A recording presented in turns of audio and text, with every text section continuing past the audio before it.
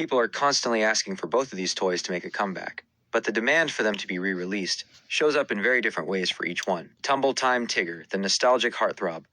The demand for Tigger is driven by pure childhood nostalgia.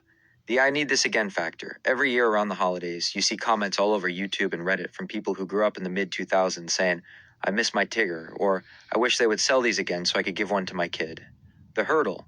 Because Tigger is tied to the Disney/Winnie the Pooh license, it is actually quite difficult to bring him back. Fisher-Price would have to renegotiate expensive licensing deals with Disney, and the cost of producing that specific, high-torque mechanical gearbox today would likely make the toy much more expensive than the original was. Robosapien 5-2, the technological legend. The demand for the V2 comes from a different crowd, the tech enthusiasts and robot hobbyists. The upgrade factor.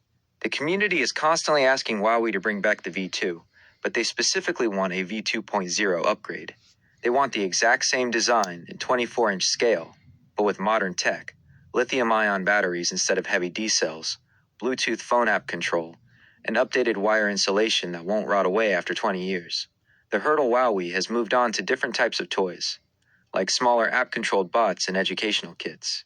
They know that the big, hulking robot market is very expensive to manufacture and ship, so they have been hesitant to re-release a massive toy of that size. Which one are people clamoring for the most? If you look at the sheer volume of comments and bring it back petitions, Tumble Time Tigger has the louder, more consistent fan base. There is just something about that you can't touch this parody, and the chaotic, high-energy personality of Tigger that people never grow out of. People constantly search for him on eBay and at garage sales, and the moment a pristine one hits the market, he sells almost instantly. Do you think if they did bring one back, they should change anything about the design, or keep it exactly like it was in 2005?